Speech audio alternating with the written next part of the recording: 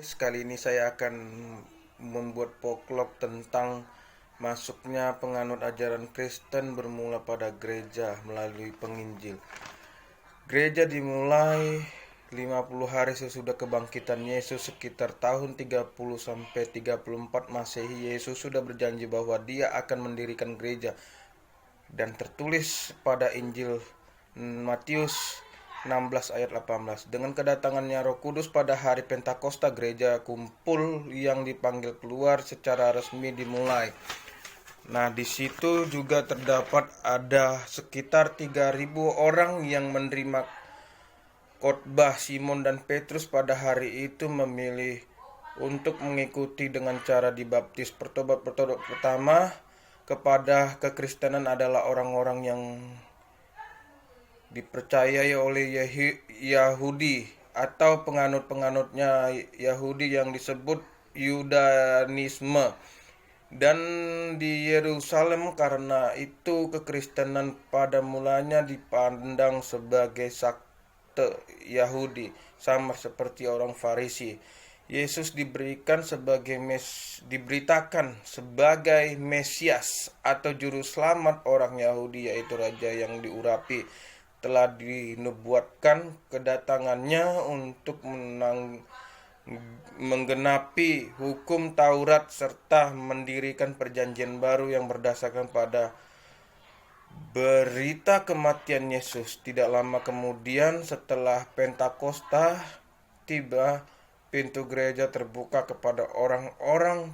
Penginjil Filipus berkhotbah kepada orang-orang Samaria dan banyak dari mereka yang percaya Kristus. Dan di situ bahwasannya kita mengetahui bahwasannya Yesus bermula menghadiri satu pernyataannya yang diutus untuk kepada dewan gereja yang dipanggil untuk menggerakkan hati mereka, bahwasannya nyata kuasanya bahwa inilah saya yang dinubuatkan, dan dengan yang mempercayai mengikuti Yesus mereka akan dibaptis. Peranan gereja sebagai lembaga di tengah persekutuan. Gereja sebagai persekutuan orang-orang percaya, wujud perkumpulan umat Kristus di dalamnya orang-orang percaya, sebagai anggota tubuh Kristus yang tidak terbagi.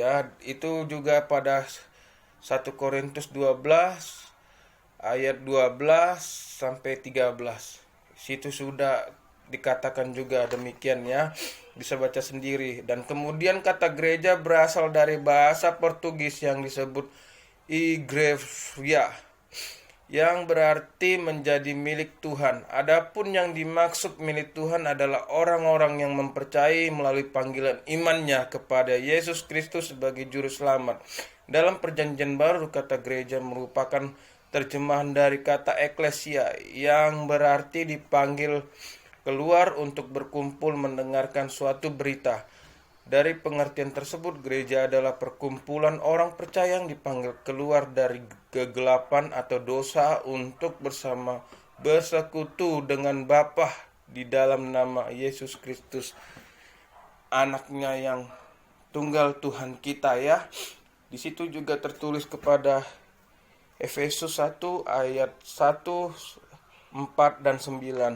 Nah, demikianlah yang saya berikan secara singkat tentang pelayanan Yesus yang menyatakan bahwasannya inilah saya yang mampu untuk sebagai kalian contoh, kalian percaya, kalian andalkan bahwasannya saya di akhir penghakiman hidupmu sebagai manusia, aku akan hadir di tengah-tengahmu untuk berada dan memutuskan layaknya kehidupanmu di kemudian hari. Begitulah kira-kira singkat video saya. Kiranya kita mengerti atas semua sejarah-sejarah Kristen yang dilalui, yang diutus kepada gereja menyebarkan firman-Nya. Di situ mulainya dari penganut penganut penginjilan ya. Ajaran Kristen akan diberitakan, disampaikan kepada kita. Oke, sekian dan terima kasih saya ucapkan. Tuhan memberkati dan shalom.